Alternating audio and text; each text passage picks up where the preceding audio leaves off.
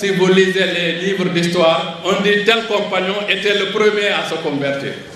Mais quand on dit que telle personne était le premier à se convertir, ça veut dire qu'il était dans quelque chose avant de se convertir. Et souvent c'était des vieux.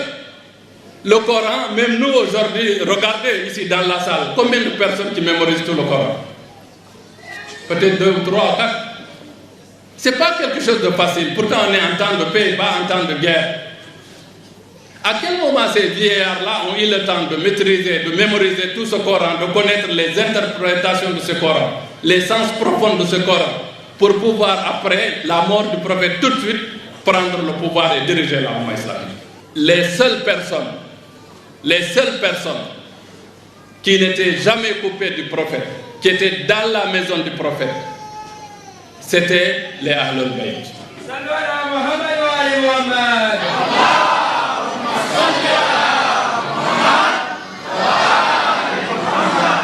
Les Ahlul Bayt, c'est qui? C'est l'imam Ali, qui était le frère du prophète, et son cousin, son gendre. C'est Fatima Zahra, qui était sa fille, c'est Al-Hassan et Al-Hussein. Ces gens-là étaient dans la maison. À chaque fois que l'ange Gabriel venait amener une révélation, ils étaient là et tout de suite, ils mémorisaient le verset. Ils savaient exactement à quel moment le verset est descendu, si c'est la nuit ou c'est le jour, dans quel contexte et pourquoi. Ça, c'est les Ahlul Bayt. C'est ces gens-là, c'est eux qui savaient. C'est eux qui savaient. Ces gens-là, c'est à ces gens-là que Dieu a dit dans le Coran, vous qui avez étudié le Coran, Dieu dit Fala uqsimu bimawaqi'in nujum wa innahu laqasamun law ta'lamuna 'azim innahu laqur'anun karim fi kitabin makununin, codé avec des codes. La yamassuhu illa al-mutahharun. Ne peut pas décoder ni toucher al-ma'ani al-qur'ani al-ghamida illa al-mutahharun illa al-rasikhuna fil ilm. C'est ces gens-là qui peuvent interpréter le Coran. Ça, c'est très facile à expliquer à mes parents poulards qui sont ici.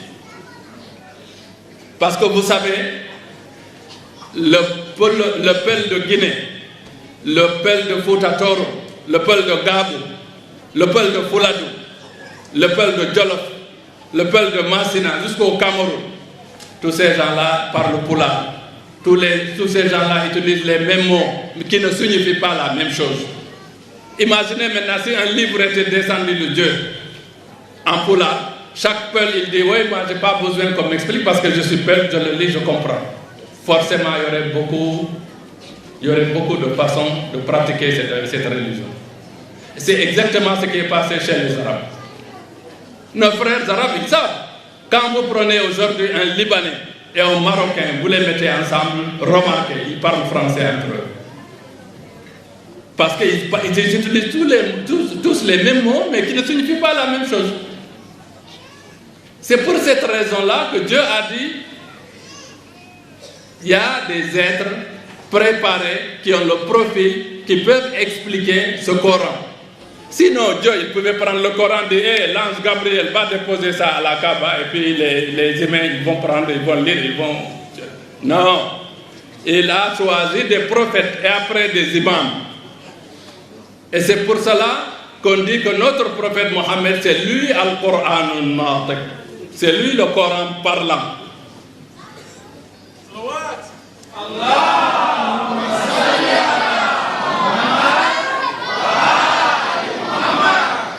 Je vous ai parlé d'une école en réalité. Je vous ai parlé d'une école et des cycles de formation.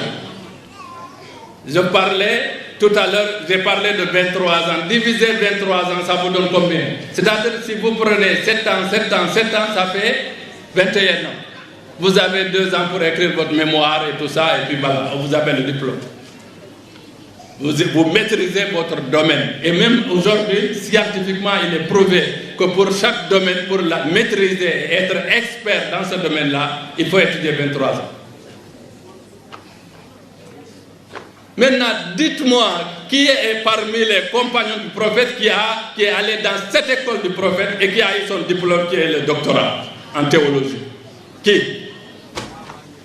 Ils se sont convertis à 40 ans, 60 ans, 70 ans.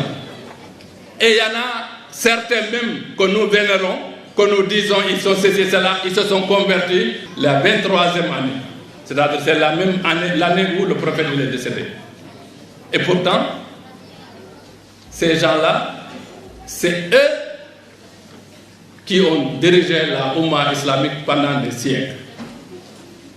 Maintenant, j'ai parlé de l'école du prophète Mohammed, sallallahu alayhi wa alayhi al-Adhar, l'école de l'imam Ali, de Fatima Zahra, de Al-Hassan, Al-Hussein. Mais ne vous trompez pas, à la Mecque, il y avait un système de gouvernement. Il y avait des notables de Quraysh qui étaient là et qui avaient des esclaves, qui avaient des biens, qui géraient la cité et qui étaient complètement menacés par notre prophète Mohammed et par l'islam. Parce que leur économie, leur privilège était basé sur l'esclavage, sur un système faux et un système d'usurpation et de corruption. Donc ces gens-là aussi, tout de suite, ont fondé une école en face de l'école de notre prophète.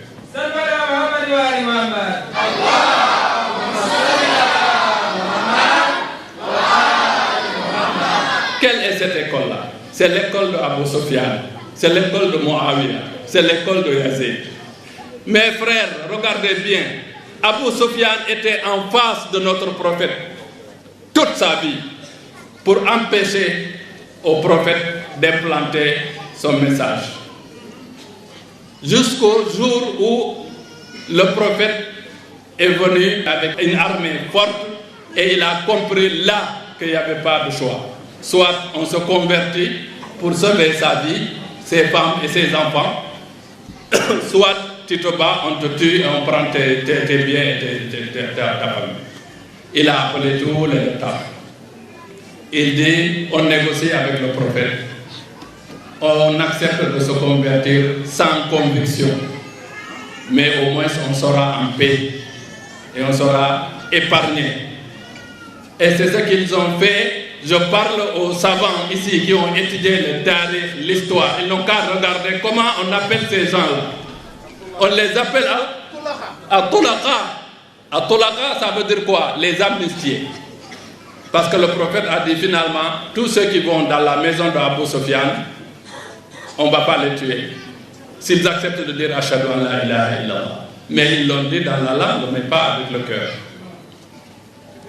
Et ces gens-là, écoutez-moi bien, ils se sont organisés, ils ont créé un lobby très puissant autour de notre prophète.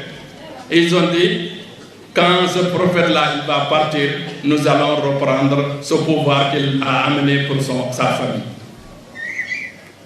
Mais ce que je dis là, je ne raconte pas de n'importe quoi. Écoutez le verset du Coran qui parle de ça.